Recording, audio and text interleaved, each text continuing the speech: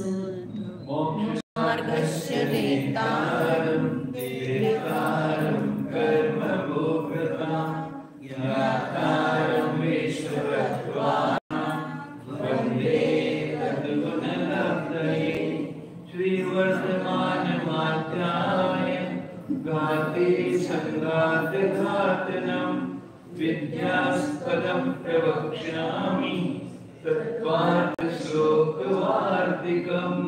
विष्णु भगवान की देवादिदेव श्री आदिनाथ भगवान की परम पूज्य आचार्य श्री उमा स्वामी जी महाराज की परम पूज्य आचार्य श्री विद्यानंद स्वामी जी महाराज की परम पूज्य आचार्य श्री शांति सागर जी महाराज की परम पूज्य आचार्य श्री सरमती सागर जी महाराज की परम पूज्य आचार्य श्री अभिनंदन सागर जी महाराज की परम पूज्य आचार्य गुरुदेव सुंदर सागर जी महाराज की गुरुदेव समंत भद्र स्वामी की परम पूज्य आचार्य श्री सागर जी महाराज की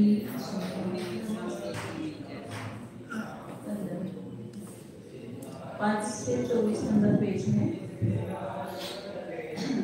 तुच्छा भाव जो है उसका सद्भाव स्वीकार नहीं किया है। तो उसने किया था बौद्ध ने कि प्रतिषिद्ध वस्तु के बिना उसका अभाव नहीं किया जाता है। तो तुच्छा भाव को मानना पड़ेगा पहले, फिर उसका अभाव करना पड़ेगा। तो आचार्य ने कहा ऐसा नहीं है कि जिसका अभाव करना उसका पहले सद्भाव होना ही चाहिए, ऐसा नियम नहीं है। जो सम्यक ज्ञान का विषयभूत पदार्थ है वो प्रतिषिद्ध है, तो वहां तो प्रतिषिद्ध के बिना प्रतिषेध नहीं होगा। लेकिन जहाँ पर वो सम्यक ज्ञान का विषय नहीं है तो उसका अभाव कर सकते। सर्वथा एकांत में वो सम्यक ज्ञान का विषय नहीं है तो उसका अभाव किया जाता है। तो इसलिए अभाव करने के लिए संज्ञा जो हो, संज्ञा का निषेध होगा वो प्रतिषिद्ध के बिना नहीं होता है। इसका अर्थ समीचीन रूप से नहीं किया है। आचार्य का भी संज्ञा का अर्थ लेना सम्यक ज्ञान का विषयभूत पदार्थ है। तो तुच्छा भाव उस सम्यक ज्ञान का विषय नहीं है, तो उसके लिए प्रतिषिद्ध के सद्भाव की जरूरत है उसका अभाव करने के लिए। गधे का सिंह किसी प्रमाण का विषय ही नहीं है, फिर उसको गधे का सिंह होना चाहिए उसका अभाव करने के लिए। इसलिए सर्वथा ऐसा एकांत नहीं कि इस प्रतिषेध के बिना उसका प्रतिषेध नहीं होता है। जो सम्यक ज्ञान का विषयभूत पदार्थ है उसका निषेध करने के लिए उसके प्रतिषेध की जरूरत है। लेकिन जो सम्यक ज्ञान का विषय नहीं है उसका ऐसा ही निषेध किया जा सकता है प्रतिषेध के बिना।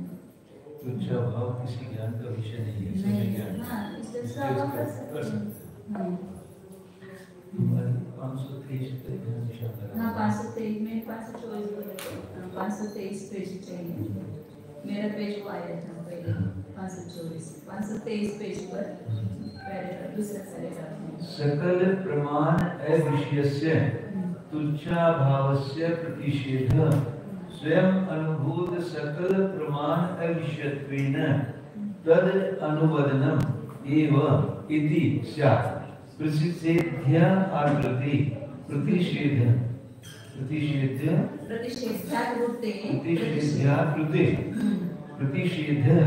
स्यात् न इति अनेकान्तवादिनाम् अविरोधः प्रमाण वृत्तानुवाद परत्वात् तेषाम्।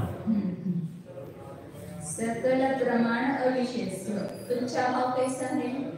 सभी प्रमाणों का विषय है, न प्रत्यक्ष का विषय, न अनुमान का, न आगम का, किसी भी प्रमाण का विषय नहीं है। तुच्छा भाव को किस प्रमाण से जाना है? तो संपूर्ण प्रमाणों का जो अविषय है, ऐसे तुच्छा भाव का निषेध स्वयं अनुभूत सकल प्रमाण अविषयत्वेन, स्वयं अनुभव में आने वाले संपूर्ण प्रमाणों के अविषय रूप से तद अनुवदनम एवं इसका कथन किया जाता है। तो प्रमाण का विषय नहीं तो वस्तु ही नहीं है, संपूर्ण प्रमाण का विषय नहीं है तो वस्तु ही नहीं है, ऐसा उसका कथन किया जाता है।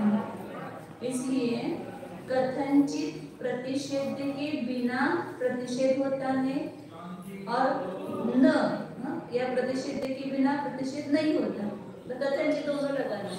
मतलब प्रतिषेध करने के लिए प्रतिषेध की आवश्यकता ही ऐसा नियम नहीं है।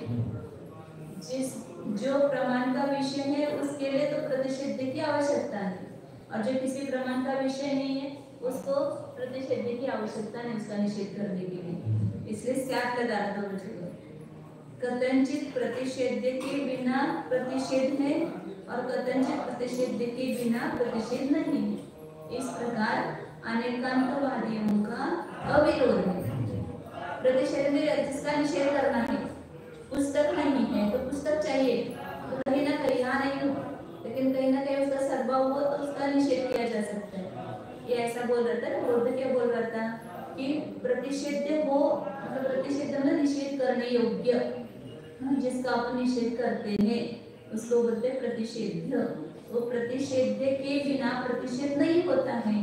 तो आप तुच्छा भाव का निषेध कर रहे हो तो पहले तच्छा भाव का आपने स्वीकार किया, तभी तो उसका निषेध कर सकते हैं।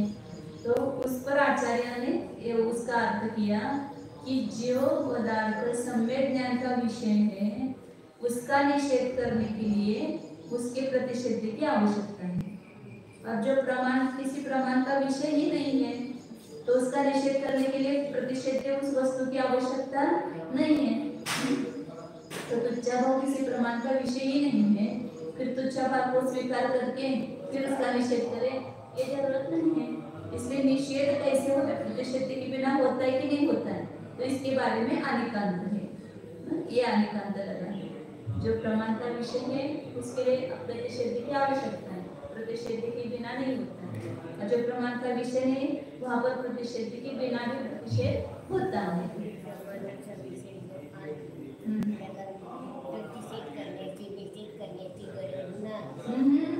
उसका निषेध हो सकता है, मतलब उसका उस वस्तु के बिना, उसका घट है तो घट के बिना घट का निषेध नहीं है। आत्मा का निषेध कर रहे तो आत्मा ये प्रमाण का विषय है, तो उसका आत्मा नामक वस्तु है तो फिर उसका दूसरे किसी अन्य जगह निषेध किया जाता है। शरीर में आत्मा नहीं है, निराकार में आत्मा नहीं है, तो वहाँ पर निषेध हो सकता है। तो वहाँ प्रतिषेध की आवश्यकता है। हाँ, और जहाँ पर वो वस्तु ही प्रमाण का विषय ही नहीं है तो वहाँ प्रतिषेध की आवश्यकता नहीं है।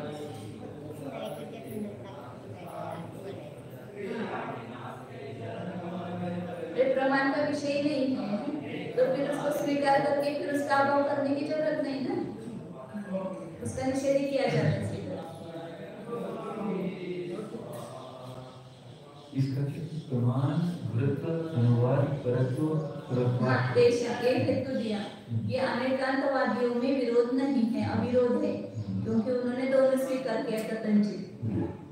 प्रमाण वृत्त अनुवाद परत्वात् तेषां स्याद्वादी कैसे हैं, अनेकांतवादी कैसे हैं, जो प्रमाण से प्रवृत्त है उसी का कथन करने में तत्पर है। स्याद्वादी जो है जो प्रमाण के द्वारा मान्य है उसी का कथन करेंगे, जो किसी प्रमाण से सिद्ध है उसका कथन नहीं करते हैं। इसलिए स्याद्वादियों में तो कोई विरोध नहीं। यथा जीवादि वस्तु प्रतिनियत देशादितया विद्यमान एवं देशांतरादितया न अस्ति इति प्रमाण उपदर्शयति, तथा तुच्छा भावं तस्य भाव रूपत्व उपसंगात। जिस प्रकार जीवादि वस्तु, जीव पुद्गल आदि कोई भी वस्तु है तो किसी प्रतिनियत देशादि रूप से विद्यमान ही है। मतलब मैं अपने स्वर क्षेत्र का रूप में अपने शरीर में हूँ, वो जिस रूप से वो जीव द्रव्य है विद्यमान है उस रूप से वो है, लेकिन दूसरे देश में नहीं है, शरीर में नहीं है, बाहर नहीं है, तो अन्य देशादि रूप से उसकी नास्ति है। इस प्रकार प्रमाण दिखाता है। तो उस प्रकार तुच्छा भाव नहीं है, न तुच्छा भाव इधर लगाना तथा न तुच्छा भाव। जैसे जीवादि वस्तु किसी देशादि रूप से है, अन्य देशादि रूप से नहीं, ऐसा तुच्छा भाव है क्या? ये तुच्छा भाव अपने रूप से हो, किसी देश में हो और किसी देश में नहीं हो, ऐसा है क्या? नहीं है। तस्य भाव रूप तो प्रसंगाते जैसा मानेंगे तो तुच्छा भाव को भाव सद्भाव रूप होने का प्रसंग आएगा, फिर वो अभाव रूप नहीं होगा। जैसे जीव नाम की वस्तु सद्भाव रूप है, ऐसे तुच्छ भाव को भी एक कोई वस्तु मानना पड़ेगा, उसको भाव रूपत्व का प्रसंग आएगा, लेकिन वैसा नहीं है। सर्वत्र सर्वदा सर्वथा वस्तु रूपम एव अभावम तदुपदर्श्यति तथा तुच्छा भाव अभावम उपदर्श्यति इति तद्वचने दोष अभावः। सब जगह सर्व काल में सर्व प्रकार से वस्तु रूपम एवं वस्तु का स्वरूप रूप जो अभाव है उसको ही वो प्रमाण दिखाता है। उसी प्रकार तुच्छा भाव अभाव, तुच्छा भाव के अभाव को दिखाता है, तुच्छा भाव को नहीं दिखाता है, तुच्छा भाव का अभाव है। बोले जगत में कोई तुच्छा भाव ही नहीं है, क्योंकि तुच्छा भाव नाम की वस्तु ही नहीं है, सर्वथा अभाव रूप कोई वस्तु ही नहीं है। तो ऐसा कहने में तद वचने दोष अभाव, ऐसा वचन कहने में कोई दोष नहीं है, दोष का अभाव है। तुच्छ अभाव जब संपूर्ण सम्यक ज्ञानों द्वारा विषय नहीं किया जा रहा है तो उसका निषेध करना स्वयं अनुभूत हो रहे संपूर्ण प्रमाणों के अविषय पने से उसका केवल अनुवाद करना मात्र है। भाव मतलब किसी प्रमाण को विषय नहीं, ऐसा कथन करना मात्र है। वो कोई तुच्छा भाव है और उसका निषेध किया, ऐसा नहीं। किसी प्रमाण को विषय ही नहीं है तो संपूर्ण प्रमाण का अविषय होने से वो है ही नहीं, बस ऐसा आप उसका भाव किया जाता है। भाव जैसे कि यह मनुष्य घोड़ा नहीं है, यहाँ मनुष्य में घोड़ेपन की कल्पना कर उसका अनुवाद करते हुए निषेध कर देते हैं। जैसे ही किसी भी ज्ञान के विषयभूत नहीं ऐसे तुच्छ अभाव का अनुवाद कर निषेध कर दिया जाता है। इस कारण कथनचित प्रतिषेध के बिना भी निषेध हो जाता है और कथनचित प्रतिषेध के बिना प्रतिषेध नहीं होता है। यानी बंध्यापुत्र आदि समसित पद के अर्थ या तुच्छ अभाव और सर्वथा एकांतों का प्रतिषेध के बिना अभाव साध दिया जाता है। बंध्यापुत्र नहीं है तो बंध्यापुत्र है क्या, पहले तो उसका निषेध है क्या? बंध्यापुत्र किसी प्रमाण का विषय नहीं है तो वो है ही नहीं है। तथा अखंड पद या सद्भूत अर्थ और सम्यक ज्ञान वाले अर्थ का निषेध तो प्रतिषेध के बिना नहीं हो पाता है। कुछ अपने में भी कितने एकांत बैठते कि प्रतिषेध के बिना प्रतिषेध होता ही नहीं, ऐसा अपन मानते हैं वो कार्य का पढ़ करके। तो ये एकांत भी मतलब समझना चाहिए कि कई बार प्रतिषेध के ऐसा कहेंगे तो फिर बंध्यापुत्र का अभाव कैसे करोगे, या जो तुच्छा भाव उसका सर्वथा एकांत का अभाव कैसे करोगे? उसका पहले सद्भाव मानना पड़ेगा फिर उसका अभाव करना पड़ेगा, लेकिन वैसा एकांत नहीं है। जो बहुत अच्छा कर्तव्य आचरण है कि जो किसी प्रमाण का विषय नहीं है उसके लिए प्रतिषेध की आवश्यकता नहीं है। इस प्रकार अनेकांतवादियों के यहाँ कोई विरोध नहीं आता है। वे तो प्रमाण के द्वारा आचरे गए वृत्तांत का अनुवाद करने में प्रवृत्त हैं। देखो, प्रमाण जैसे नियत देश, नियत काल और नियमित स्वभावों करके विद्यमान हो रहे ही जीव आदि वस्तुओं को दूसरे देश, अन्य काल और न्याय पर चतुष्टय आदि स्वभावों करके नहीं है। यो जिस प्रकार दिखला देते हैं इस प्रकार तुच्छ अभावों को नहीं दिखलाता है। यदि जीव आदि वस्तुओं के समान तुच्छ अभाव को भी सम्यक ज्ञान दिखलाता होता तो उस तुच्छ अभाव को भाव रूप पने का प्रसंग हो जाता, जो कि वैशेषिकों ने भी नहीं माना है। हाँ, वह प्रमाण सर्व स्थलों पर सब काल में सभी प्रकारों से वस्तु स्वरूप अभाव को ही दिखलाता है और तुच्छ अभाव के इस प्रकार वस्तु स्वरूप अभाव को जता देता है। इस प्रकार उसके कथन करने में कोई दोष नहीं है। अर्थात तुच्छ अभाव तो कोई पदार्थ नहीं है। हाँ, तुच्छ अभाव का अभाव जैसे तैसे कठिनता पूर्वक किसी अपेक्षा से वस्तु रूप कहा जा सकता है। तुच्छा भाव के न होने पर ही तुच्छा अभाव के ज्ञान और शब्द के गोचरपने से ऐसा मानना पड़ा है, अन्यथा नहीं।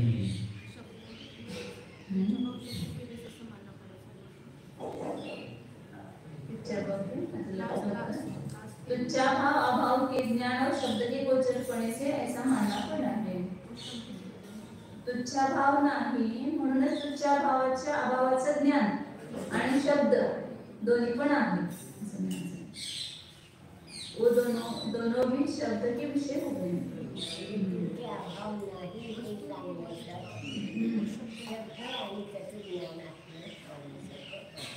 त्याचं ज्ञान आणि शब्द चा सद्भाव आहे। ननु एवं तुच्छा भाव सदृश्य शब्दस्य न अर्थकत्वे प्रयोगः अनर्थकत्वे प्रयोगः न युक्तः अतिप्रसंगात् प्रयोगे पुनः अर्थः कश्चित् वक्तव्यः स च बहिर्भूतः न अस्ति एव च कल्पनारूढ़ तु अन्य व्यवच्छेद एव उक्तः स्यात् तद्वत् सर्व शब्दानां अन्यापोह विषयत्वे सिद्धेः न वास्तवः शब्दार्थ इति चेत् न एतद् अपि सारम्।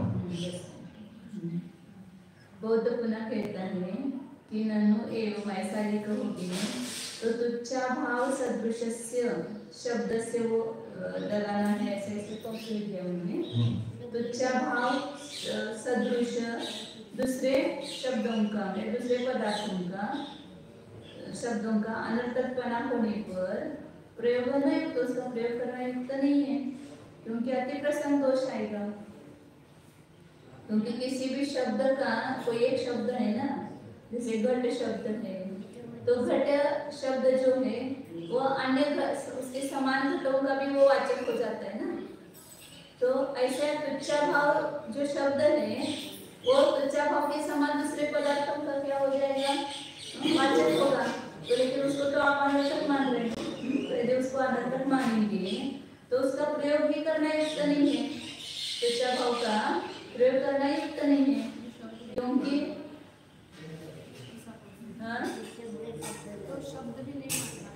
ते कंसात केले पाहिजे म्हणून शब्द से अनर्थकत्वे असं पाहिजे म्हणून त्यांनी कंसात केले। पेन्सिल न करा चालते। तुच्छा भाव सदृश से शब्द से अनर्थकत्वे ऐसा वो चाहिए शब्द, इसलिए वहाँ पर लिया है तुच्छा भाव सदृशस्य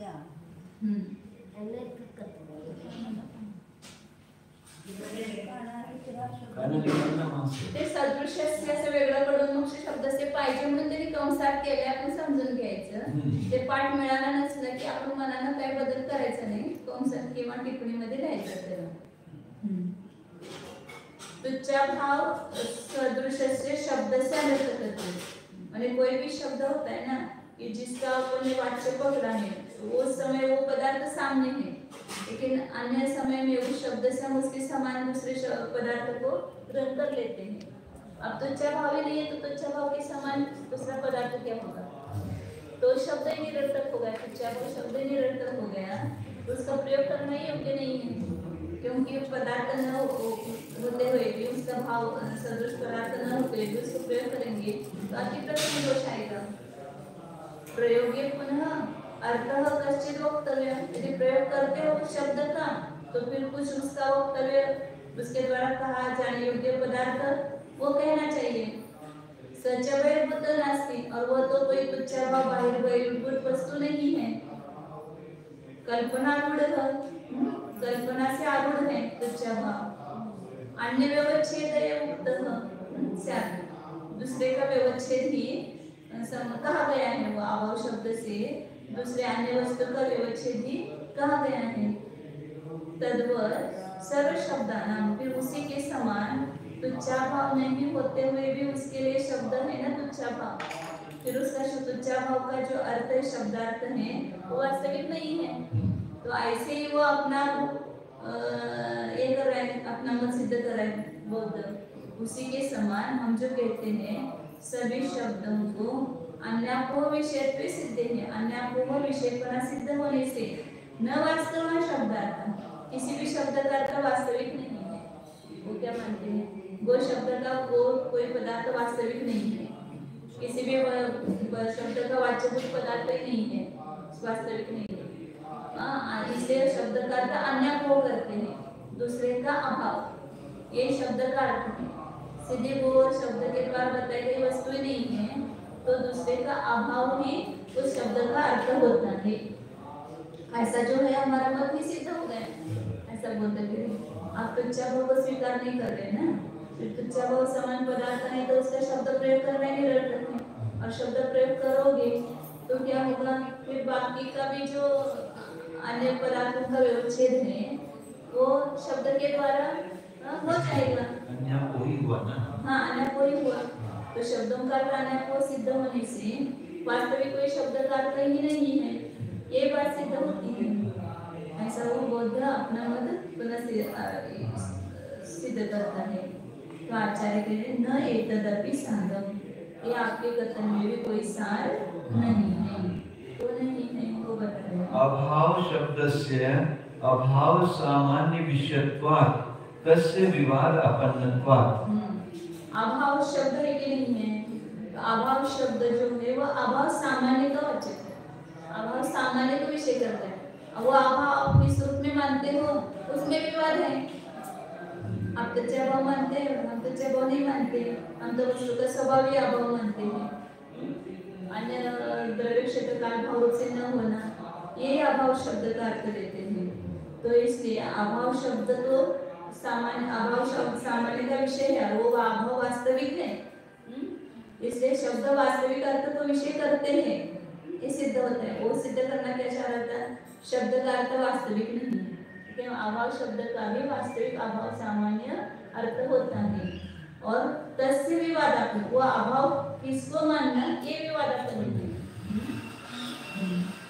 सर्वः हि कियम अयम अभावः वस्तु धर्म किं वा तुच्छ इति प्रतिपद्यते, न अस्ति इति प्रत्ययेन अर्थ अभाव मात्रे, तत्र च वस्तु धर्मता अभावस्य आचक्षाणः स्याद्वादिनः कथम अभाव शब्दं कल्पितार्थं स्वीकुर्युः।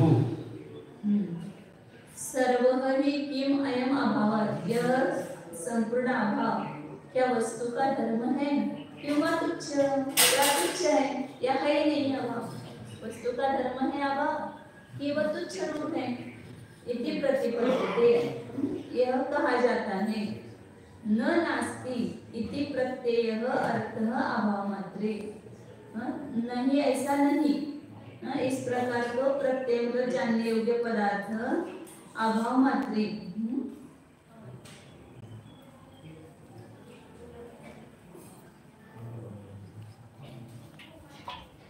प्रत्यय मतलब जानने योग्य अर्थ ऐसा होता है ना। अभाव सामान्य जो है उसका अभाव क्या उसका अर्थ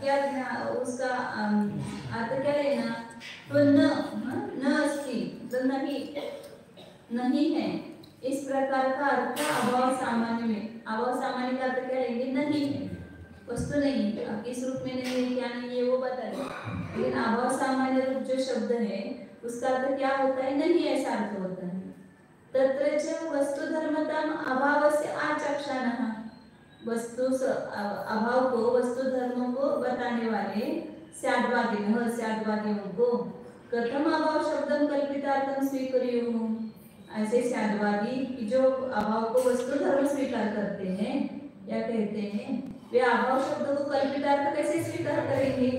अभाव शब्द का अर्थ भी कल्पित नहीं है, अभाव शब्द का अर्थ भी वास्तविक है। अभाव शब्द का अर्थ होता है कि नहीं है, ऐसा अर्थ होता है उस रूप से। स्वयं तुच्छ रूपतां तु तस्य निराकुर्वन्तः परहि आरोपितां आशंकितां व अनुवदति इति उक्तप्रायम्।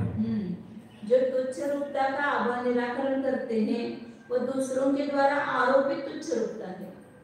जो वैशेषिक आलेखों के द्वारा, मीमांसक आलेखों के द्वारा जो तुच्छ रूपता है उसका केवल क्या करते हैं, अनुवाद करते हैं, मतलब कथन करते हैं। हमने तुच्छा भाव स्वीकार किया ऐसा नहीं, हम तुच्छा भाव को स्वीकार करके उसका निषेध नहीं करते हैं। दूसरों ने जो स्वीकार किया है उसका निषेध करने के लिए उसको स्वीकार करते हैं। कोई भी खंडन करते ना, पहले उसको स्वीकार करते खंडन करते हैं क्या? दूसरों ने जो माना है उसका निराकरण करने के लिए पहले उसको ग्रहण करते हैं, लेकिन वास्तव में उसको स्वीकार नहीं किया है तुच्छ रूपता को। जो स्वयं तुच्छ रूपतां तु तस्य निराकुर्वन्तः परहि आरोपितां आशंकितां, दूसरों के द्वारा आरोपित की गई तुच्छ रूपता या आशंका की गई तुच्छ रूपता जो है उसका निराकरण करते हुए उसका कथन करते हैं, ऐसा अभिप्राय है। पुनः बौद्धों का अवधारण है कि इस प्रकार तुच्छ अभाव शब्द को व्यर्थ मानने पर तो उसका प्रयोग करना ही युक्त नहीं है, अथवा शब्दों की प्रवृत्ति सदृश पदार्थों में होती है। संकेत ग्रहण करते समय सन्मुख हो रहे पदार्थ का प्रत्यक्ष ही हो रहा है, जबकि तुच्छ अभाव के सदृश कोई पदार्थ ही नहीं है, तो वह शब्द व्यर्थ है।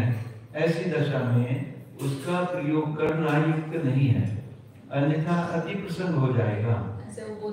हाँ, अर्थात जब ग ड द कुथ विध विथ आदि निरर्थक शब्दों का प्रयोग करना भी आवश्यक हो जाएगा। नहीं होते हुए इसका प्रयोग मानेंगे तो निरर्थक शब्दों का भी प्रयोग करना हो जाएगा। यदि तुच्छ अभाव का वचन प्रयोग करोगे तो फिर उसका कोई वाच्य अर्थ कहना ही पड़ेगा, और वह घटपट आदि के समान बहिरंग वस्तुभूत अर्थ होता नहीं है। तब तो झूठी कल्पना में आरोपा गया अन्य व्यवच्छेद ही तुच्छ पदार्थ अभाव शब्द से कहा जा सकेगा। उस अभाव शब्द के समान सब शब्दों का अन्य पोहरूप अर्थ को विषय करनापन सिद्ध हो जाने से सभी शब्दों के वाच्य अर्थ वस्तुभूत नहीं ठहरते हैं। अब आचार्य कहते हैं कि ऐसा कहोगे सो यह बौद्धों का स्वीकीय मत का अवधारण भी हिस्सा है, क्योंकि अभाव शब्द निरर्थक नहीं है, वह अभाव सामान्य को विषय करता है। हाँ, सामान्य अभाव क्या पदार्थ है वह विवाद में पड़ा हुआ है, उसका विचार कर लीजिए। सर्ववादी विद्वान अभाव को, सर्ववादी विद्वान अभाव को क्या वस्तु का धर्म है अथवा क्या तुच्छ स्वभाव है, इस प्रकार विवाद उठाकर जान लेते हैं। अभाव का नहीं है इत्यादि प्रकार से अभाव सामान्य में अर्थ समझ लेना चाहिए। तीन विद्वानों ने अभाव को वस्तु का धर्मपना कह रहे चारवादी पंडित अभाव शब्द को कल्पित अर्थ वाला कैसे स्वीकार कर सकेंगे? वे तो उस अभाव की तुच्छ रूपता का स्वयं खंडन करते हुए दूसरे वैशेषिक द्वारा आरोपण की गई या मीमांसक द्वारा शंका को प्राप्त हुई तुच्छ रूपता का अनुवाद मात्र कर देते हैं। जैसे कि कोई सत्यवृत्ति सज्जन किसी के असत्य भाषण का अनुवाद कर देते हैं। इस बात को हम बहुलता से पूर्व में कह चुके हैं। दूसरा कोई असत्य बोलता है तो असत्य इस प्रकार का भाषण है, ऐसा कहने के लिए असत्य भाषण का अनुवाद करते हैं, स्वयं असत्य भाषण नहीं बोलते। तुच्छ भाव हम स्वयं नहीं कह रहे, दूसरों ने जो माना है, आरोपित किया है या शंका रूप में रखा है, उस तुच्छ भाव का हम कथन करते हैं। केवल अनुवाद मात्र न च अत्यंत असंभविनः रूपस्य वस्तुनि आरोपितस्य किंचित आशंकितस्य च अतुच्छादेः सर्वशब्दानाम् अन्य व्यवच्छेद विषयत्व प्रसंजन प्रायः प्रतीति विरोधात्। जो बौद्ध अन्यापो मानते हैं ना, वस्तु शब्द का अर्थ केवल अन्यापो है, मतलब दूसरे का निराकरण करना, ये शब्द का अर्थ है, ऐसा मानते हैं अन्यापो मतलब। तो आचार्य उसका खंडन कर रहे हैं कि नच अत्यंत असंभविनः रूपस्य, जो रूप संभव ही नहीं है, असंभव ही है, ऐसे रूप का वस्तु ने आरोपित है और उसका आरोप वस्तु में किया गया है, अथवा केनचित आशंकित है, किसी ने उसकी आशंका की है, ऐसा कौन है? आशंकित अतुच्छा मतलब तुच्छा भाव, अतुच्छा मतलब तुच्छा का अभाव, तुच्छा का अभाव जो रूप जो शब्द है वो वस्तु में आरोप किया गया है या किसी के द्वारा शंका किया गया है, वह सर्व शब्दानां अन्य व्यवच्छेद विषयत्व प्रसंजनम प्रायः, यदि उसको स्वीकार करेंगे, असंभवी रूप को तुच्छा भाव को स्वीकार करोगे तो सभी शब्दों का जो अन्य व्यवच्छेद विषय का प्रसंग आएगा, और वो तो प्रतीति से विरोध रूप है। प्रसंजन न लिखना पड़ेगा क्या? हाँ, अन्य व्यवच्छेद का विषय होना ये का प्रसंग नहीं आएगा, क्योंकि प्राणी प्रतीति विरोध है, क्योंकि वो प्रतीति उसी विरोध को प्राप्त है, तो प्रतीति में नहीं आता है। तुच्छा भाव जो है वो वस्तु में आरोपित किया तो प्रतीति से विरोध को प्राप्त होता है। कथम अन्यथा कस्य प्रत्यक्षस्य नील विषयत्वे सर्व प्रत्यक्षाणां नील विषयत्व प्रसंजनम न अनुज्ञायते सर्वथा विशेष अभावात्। तुच्छा भाव के वाचक जो शब्द है उनको उनके उस शब्द का अर्थ नहीं है वास्तविक, तो सभी शब्दों का अर्थ अन्यापो हो जाएगा क्या? नहीं, ये आचार्य कह रहे, नहीं तो क्या होगा ऐसा मानेंगे तो तुच्छा भाव रूप जो शब्द है, तुच्छा भाव का वाचक शब्द है, उसका अन्यापो अर्थ विषय करता है, तो सभी शब्दों का अर्थ वैसा ही मानेंगे, अन्यापो ही मानेंगे, तो क्या होगा कि किसी प्रत्यक्ष का नील को विषय करने पर ना होने पर सभी प्रत्यक्ष नील को विषय करने वाले ही मानना पड़ेगा। किसी एक प्रत्यक्ष ने नील पदार्थ को विषय किया तो सभी प्रत्यक्षों का विषय नील ही होगा क्या? किसी शब्द का तुच्छा भाव रूप शब्द का अर्थ अन्यापो हो गया तो क्या सभी शब्दों का अर्थ अन्यापो होगा क्या? नहीं होता। तो ये प्रसंग आएगा ऐसा आचार्य नील विषय तो प्रसंजनम न अनुज्ञायते, ऐसा नहीं स्वीकार किया जाता है। सर्वथा विशेष भाव, दोनों में कोई विशेषता नहीं है, और तुच्छा भाव और अन्य शब्द और यहाँ पर नील विषय इसमें कोई भी विशेषता नहीं है, दोनों जगह एक ही नियम लागू होगा। यदि एक को आप एक शब्द का जो अर्थ करते हैं वही सब शब्दों का अर्थ नहीं हो सकता, ऐसा मानेंगे तो जो प्रत्यक्ष प्रमाण का एक विषय हुआ तो सभी प्रत्यक्षों का वही विषय मानना पड़ेगा, लेकिन वैसा विषय नहीं होता है, अलग अलग विषय होता है। अथ यत्र प्रत्यक्षे नीलम प्रतिभासते निर्बाधात् तन्नील विषयं यत्र पीतादि तद विषयम् इति अनुगम्यते, तर्हि यत्र शाब्दे ज्ञाने वस्तु रूपम अकल्पितम आभाति तद वस्तु रूप विषयम यत्र तो कल्पना आरोपित रूपम तद गोचरम इति उक्तम। ये बात स्पष्ट है आचार्य कह रहे, तो एक का विषय वो होना तो सभी को वैसा ही विषय करेगा ऐसा नहीं है, ये बता रहे ना। तुच्छा भाव रूप जो शब्द है वो किसी वस्तु को विषय नहीं कर रहा है, उसका कोई विषय नहीं है, तो सभी शब्दों का अर्थ नहीं है क्या, विषय नहीं है क्या?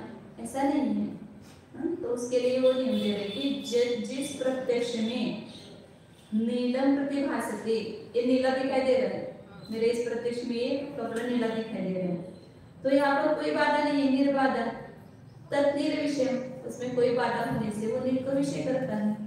और जिस ज्ञान में ये पीला है, ये कपड़ा पीला है, तो उस पीले को विषय कर रहा है, तो वो उसका विषय पीला हो गया। सभी प्रत्यक्षों का विषय एक ही होगा क्या?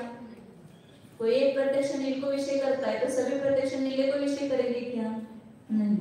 तो जिस प्रत्यक्ष में नीला प्रतिभासित होता है पदार्थ, मतलब बाधा न होने से उसका विषय नील है। और जिस ज्ञान में पीतादिक विषय होते हैं उसका विषय पीतादिक है। इत्यानुगम में ऐसे स्वीकार किया जाता है। अब उसी प्रकार शब्द में भी युक्ति लगाओ, न्याय लगाओ कि जिस शब्द ज्ञान में, शब्द से उत्पन्न हुए ज्ञान में वस्तु का स्वरूप अकल्पित भाषित होता है, तो बिना कल्पना किए भाषित होता है, तद वस्तु रूप विषय, वह शब्द ज्ञान वस्तु रूप विषय करेगा। जैसे ये है माइक है, तो मुझे शब्द से ज्ञान हुआ कि माइक है, तो है ये वस्तु रूप, तो इसका वास्तविक ही अर्थ होगा ना। लेकिन यत्र तो कल्पनारोपित रूपम, लेकिन जिस शब्द ज्ञान में वस्तु का स्वरूप नहीं है लेकिन कल्पना से आरोपित रूप है, तो उस शब्द का विषय क्या होगा? कल्पनारोपित होगा, वास्तविक नहीं होगा। तो जिस ज्ञान का जो विषय होगा तो वो उसी को विषय करेगा ना, दूसरे को विषय नहीं करेगा। एक ने ऐसा विषय किया तो सभी ज्ञान ने वैसा ही विषय करना चाहिए, ऐसा नहीं। किसी शब्द ज्ञान में वस्तु का रूप वास्तविक भाषित होता है, किसी शब्द ज्ञान में वस्तु का काल्पनिक रूप भाषित होता है, तो वो उसका विषय बनता है। ततः शब्दार्थानां भाव अभाव उभय धर्मानां अभाव आदि वा वासना उदित विकल्प परिनिष्ठितत्वे प्रत्यक्षार्थानामपि तस्या तेषां बाधकभावात्।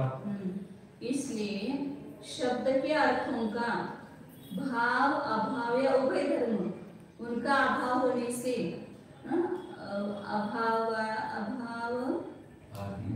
धर्माना अभाव आदि अभाव इत्यादि वासनोदित विकल्पों पर निश्चित, वासना से उत्पन्न हुए विकल्प से यदि युक्त मानेंगे तो प्रत्यक्ष अर्थ भी वैसे हो जाएंगे, प्रत्यक्ष ज्ञान के विषय भी वैसे हो जाएंगे, कल्पना रूपित हो जाएंगे।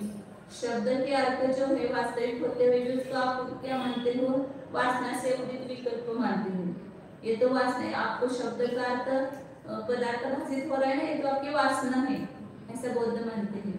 कोई शब्द का अर्थ आपको गो पदार्थ भाषित हो रहा है, ये तो आपकी वासना है, वास्तविक कोई शब्द का अर्थ गो नहीं है, ऐसा मानते हैं। तो आचार्य के यदि वैसा मानेंगे तो प्रत्यक्ष अर्थों को भी वैसा वासनोदित मानना पड़ेगा, क्योंकि तेषां बाधक का अभाव, तो उसमें कोई किसी भी प्रकार की बाधक का अभाव होने से पारमार्थिकत्वे वा ततः एव शब्दार्थानामपि तद् भवेत् इति न प्रतिपादित विरोध अभावात्। यदि प्रत्यक्ष पदार्थ जो है उनको आप पारमार्थिक मानते हो तो उसी कारण से शब्दों के अर्थों को भी पारमार्थिक मानना चाहिए, कल्पना रूपित नहीं मानना चाहिए। इस प्रकार जो विरोधाभाव न प्रतिपादित विरोधाभाव, विरोध का अभाव नहीं है। इस प्रकार जो पहले विरोध का अभाव बताया वो नहीं है, न प्रतिपादित विरोधाभाव।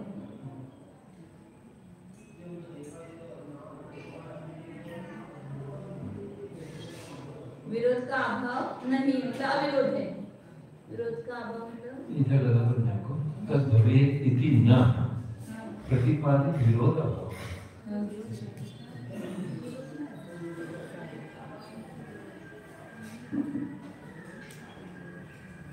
अपने ही प्रतिपादित से अपना ही विरोध हुआ, तो इस विरोधोष का अभाव आप बोध नहीं कर सकते हैं।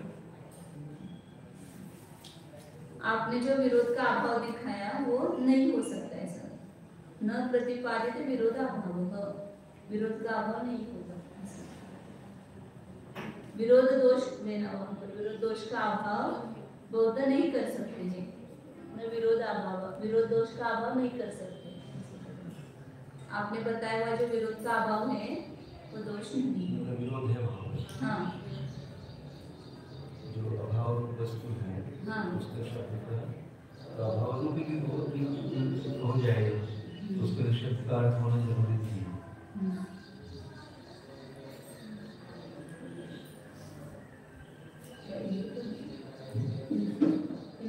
हाँ, अत्यंत पन से असंभव हो रहे हैं, किंतु खंडन करने के लिए किसी में आरोपे गए अथवा किसी के द्वारा शंका को प्राप्त हुए तुच्छ अभाव आदि के वाचक शब्दों को अन्यापोह अर्थ की विषयता मानकर सर्व ही सत्य शब्दों को भी अन्यापोह अर्थ के विषयपन का प्रसंग देना उचित नहीं है, क्योंकि प्रायः करके प्रतीतियों से विरोध होगा।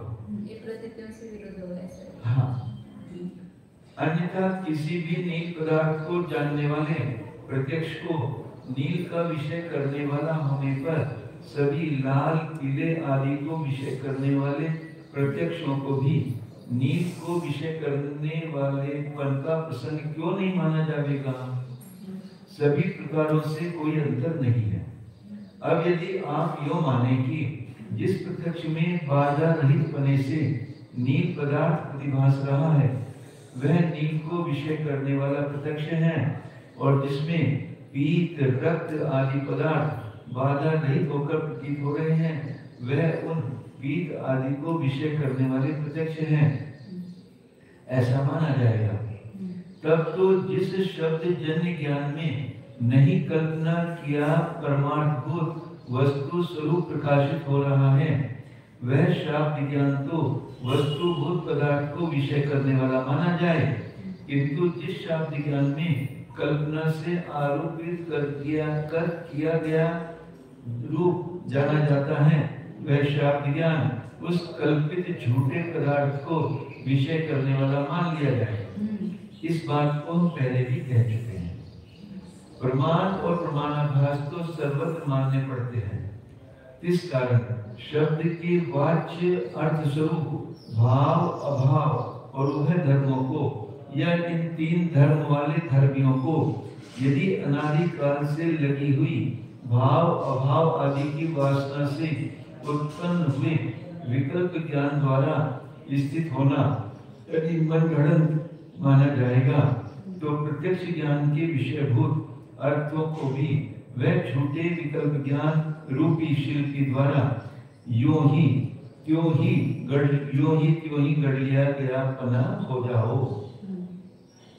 अर्थात प्रत्यक्ष द्वारा जाने गए पदार्थ भी वस्तुभूत नहीं माने जाएं। इस पर बोध यदि यो कहें कि प्रत्यक्ष से जाने गए उन अर्थों का बाधक प्रमाण न होने के कारण वस्तुभूत पना है, ऐसा कहने पर तो हम भी कह सकते हैं कि किसी प्रकार बाधक प्रमाण न होने के कारण शब्दों के वाच्य अर्थों को वास्तविक बना हो जाओ।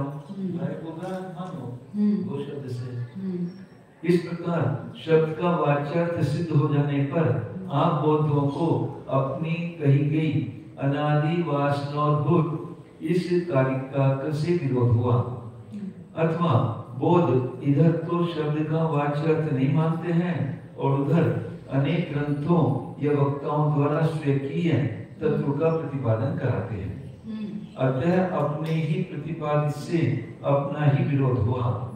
उस शब्द का अर्थ वास्तविक नहीं कहते ना, और अपना जो मत बताएंगे उस शब्द के द्वारा ही बताएंगे तो उसको फिर वास्तविक कैसे मानेंगे? उस विरोध दोष का अभाव आप बोध नहीं कर सकते हैं। विरोध दोष का अभाव नहीं होता, आपने जो बताया उसके विरोध दोष का अभाव नहीं होगा। भवेत् इति न प्रतिपादित विरोध अभाव। विरोध नाम का जो दोष आता है उसका अभाव नहीं हो सकता। तो आपके वचनों से आप में विरोध आता है।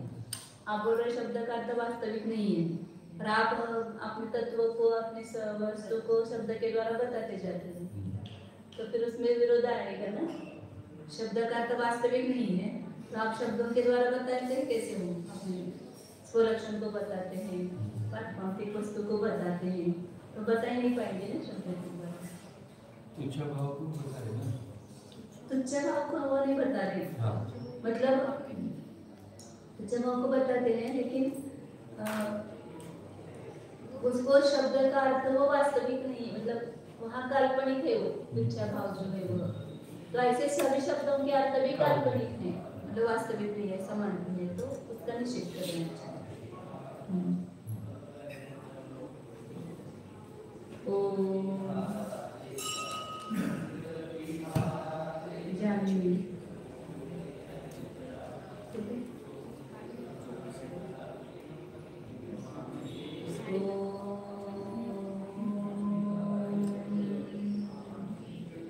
जाना हामी शुद्ध चैतन्य जीव नामक पदार्थ आहे, वास्तविक पदार्थ जीव शब्दाच्या द्वारे सांगितलेला पदार्थ काल्पनिक नाही, वास्तविक आहे. जर काल्पनिक मांडला आपण तर आपण पण बौद्ध होऊ, म्हणून वास्तविक वस्तू स्वरूपाला स्वीकार. जीव शब्द आहे आणि जीव शब्द प्रमाणाचा विषय आहे, तर जीव नावाची वस्तू आहे. जीव जीव रूपाने आहे, शरीराधिक रूपाने नाही.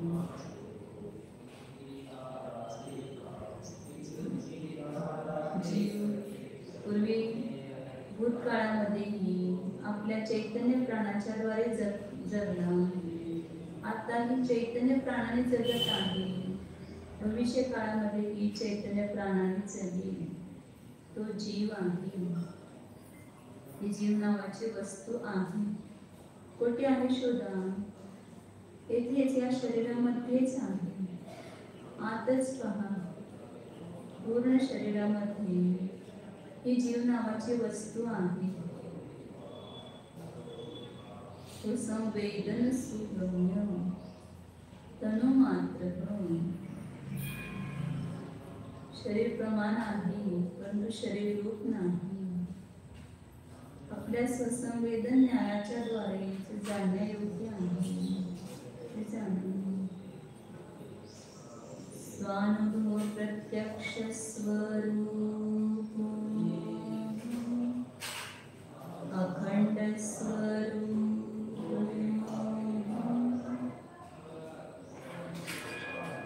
एकत्व स्वरूप शुद्ध एको